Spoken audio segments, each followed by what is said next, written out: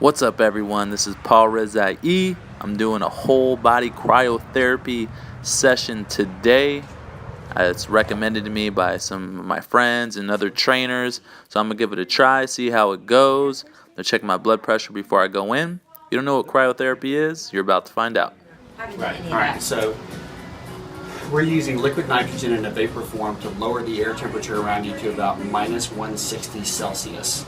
So when the air temperature gets to be about minus 110 Celsius or minus 166 Fahrenheit, actually we're going to freeze the top eighth of a millimeter of your skin, and that's where the cold sensors are located in the skin.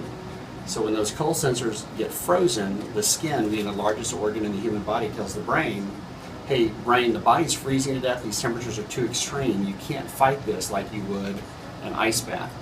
So the brain says, okay, well, we're going to try to preserve the body as best we can since it's in jeopardy of freezing to death. So it recalls as much blood out of the extremities as it can.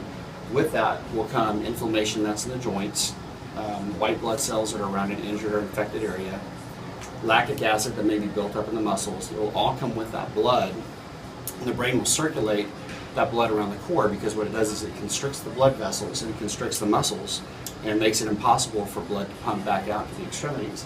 So that blood just sits there and oxygenates in the lungs and filters in the kidneys for 2 minutes or so.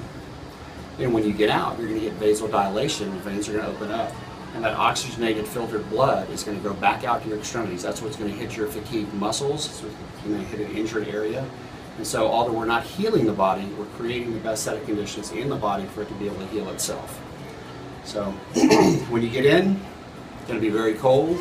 You're going to have a couple of areas in your body that probably get colder than most because of low blood flow and thin skin, in your forearms, the butt cheeks, and the Achilles area.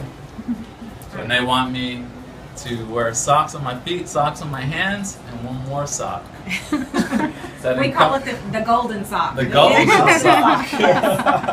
Okay, so Paul, we're going to step out and you're going to take everything off. Get all your 5 socks on, get into the chamber, ring the bell, and when you're ready, we will come in and run your session. Okay? All right, Paul is about ready to do his 3-minute cryotherapy session. You ready, Paul? It's not already on? Huh? No. Oh, no! All right, Paul, you got this. Let me tell you what you can do.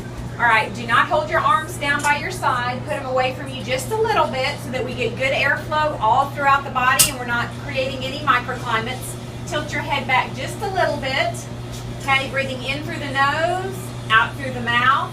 In order to keep your hands the warmest, I would put them in a ball instead of out. Okay, now you're slowly going to start to rotate like a rotisserie chicken. Just move your feet real slow. And that's just so that you can get a nice, even coldness all throughout the body. Okay? We're going to focus on the music, focus on your breathing, in through the nose, out through the mouth. You're doing terrific, Paul. Feeling good? Yeah. Okay, this is what I call the climb. It's the second part. Once your body breathes, it'll be okay. Okay, give me just a little bit more time. You're 1 minute into it, Paul. 2 minutes to go. Get pumped up. It's cold, but it feels good. 100 seconds left, Paul. You're doing great. Halfway done. You got this. Should start to feel a little bit easier by this point. We're on the downhill now, Paul. 73 seconds left.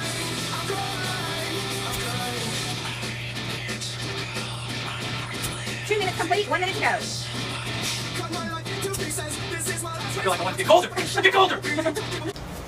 Okay, generally what we hear from people are 4 typical reactions. You're going to have an adrenaline release. So for the next couple, 2, 3, 4 hours, you're going to have increased levels of energy. You're getting a massive endorphin release over the next hour. All right, so any aches and pains that you've got, the edge is going to come off. But what more importantly is that triggers your body's own anti-inflammatory process, is the endorphin release. Third thing is we mentioned the calorie burn. So you're liable to be hungry, likely to be hungry in the next 2 hours or so. Go ahead and eat because you've already burned it essentially, or you're going to be burning it. The fourth thing is we're shocking the body pretty good and making it work hard to normalize itself. So you're going to sleep very soundly tonight. So if you have to get up early tomorrow morning, we recommend going to bed early tonight. I felt pumped up.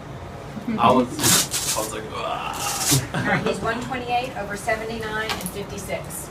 I still have goosebumps. Yeah, and the redness is the vasodilation. That's that blood rushing back through your body. So you had a really good freeze. Okay, so usually what you see in the numbers, I mean, everybody's body reacts differently to cold. But usually what we see is a 10 to 20 point increase in the systolic, first number, and that indicates the vasoconstriction. Really the only accurate way to do it would be to take it, the second you get it out, but everybody's naked, so you can't really do that.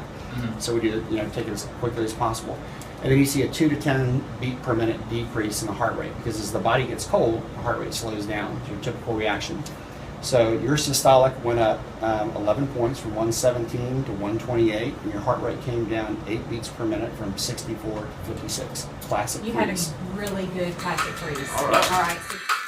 Big thanks to my friends out there at CryoFit San Antonio for taking great care of me. I'll put a link to their business in the description below, so make sure you check them out. Hope to see you guys in the next video. Till next time.